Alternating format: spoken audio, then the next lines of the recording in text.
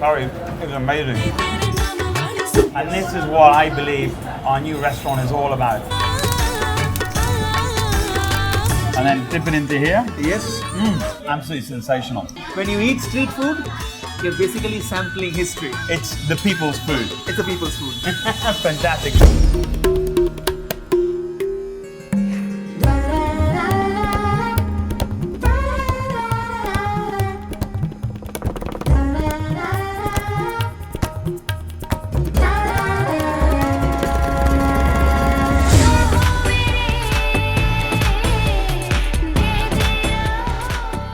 Where have you taken me next? We've gone through half of Calcutta, around corners, through busy roads, people shouting, and we arrived where?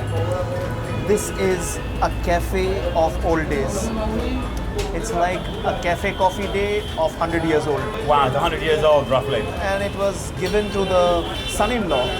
And he has continued the tradition of having quick food, Right. tasty food, stuffed parathas, fried in duck egg, with simple potato vegetables and a salad and our traditional mustard sauce, because we have never had ketchup. This is called Mughlai paratha because it has come from the Mughals, Okay. and it has been traditionally made it into like a Bengali dish by Bengali Muslims. Okay. And the Mughal area, like explain a little bit what that is, but you mentioned it a few times to me. The era starts from people who have come from Kazakhstan and Iran and Afghanistan.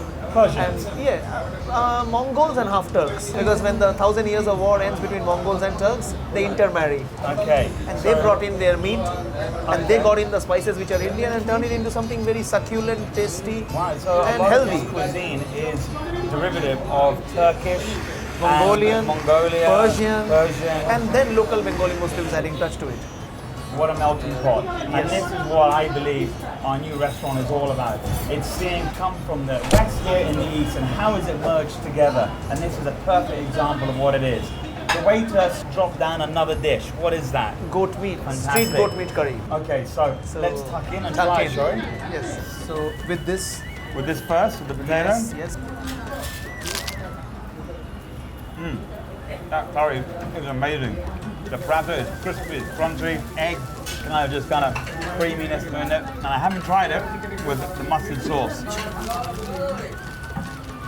That's the best part of it. Let's try some of this mutton. Very good one. There's a lot of black pepper in this dish and I can taste it. Very good. Definitely worth checking out. And the name is? Anadi cabin. Okay, and cabins actually traditionally were basically places where it was slightly hidden and there were like curtains in between, so it was like a cabin because women were not meant to be out in public and seen eating in public. So as time grew, they also became places where young couples would canoodle in the corner, and they're having sweet nothings to each other while they're eating their paratha. Yeah.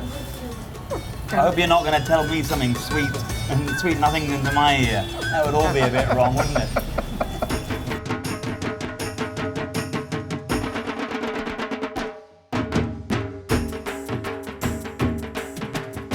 We are into a place called Nizam's, which is the birthplace of the Kathi Kabab roll, and the shop is from 1927. Right. The man started his career on the pavement. He made a paratha, which is a wrap filled with chicken and onion and vegetables. Now, the people eating at that time, these people didn't like the oil outside, so he wrapped it around with fine paper. Right, which absorbs it. Yeah, and it's called a roll, that's why. Fantastic. And so, what is the culture of the kebab? Where does it come from? It comes mainly from Central Asia. In Central Asia, if you go, there is a lot of horse meat, which is a kebab. Then when it comes to Afghanistan, it becomes lamb. Yeah. In Pakistan also, it's lamb, chicken, beef. And in India, predominantly, it's goat and chicken.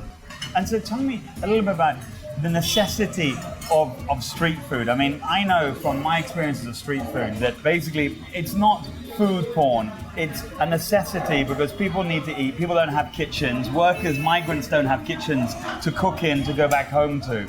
So street food, originally in India, would you say fed the workers and the masses? Same, absolutely correct. They didn't have families. Yeah. They didn't have people who would be tending them. Okay. So it has come from the workers' food, now even to fine dining restaurant. So it is very democratic.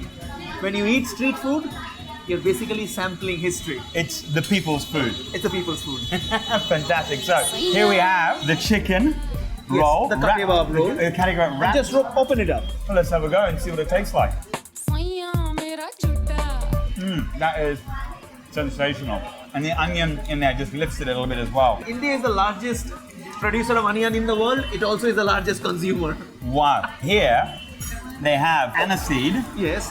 For A palate cleanser. A palate cleanser. Yeah, licorice. Right. Now people think of Indian food and they... No, I mean, I've been cooking Indian food for, I don't know, probably about 10 years now. Yeah. And I knew there was an influence, but I didn't really understand how strong the influence of the Arab world is in Indian cuisine. Mostly Central Asian cuisine is hugely influencing. You know, there's a sweet in India called jalebi. Right. That's Kazaki. Kazaki. And that's why I really wanted to experience and document a lot of this food, because for me, the way food has moved, it's not through the spice trade. Yes, they brought it across, but it's communities along the spice trade that really absorbed and took on board what these ingredients were. So what do we have here? Another delight. Fish tikka. And again, the tikka is made in a tandoor. There's a bit of onion on top. I mean, as they say, caramelized kind of onion. Yep. And then we have a bit of chaat masala, mango chaat masala on top. Ketchup for modern travelers to eat if they do not want to have the pungent sauce. And green chili and lemon. We put lime on top of it and eat it directly. Well, let's put the lime on. Yep. There we go. So we just take a little bit of this and then dip it into here. Yes. And have a bite of the chili. Please.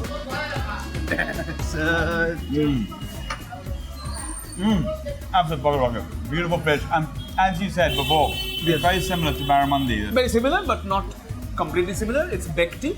It's big Yeah. fish. It's amazingly tasty. Beautiful. I can really taste the tandoor in there, the charred smokiness in there. Absolutely sensational. I do not like eating this with ketchup. No, it's a shame. It's a crime.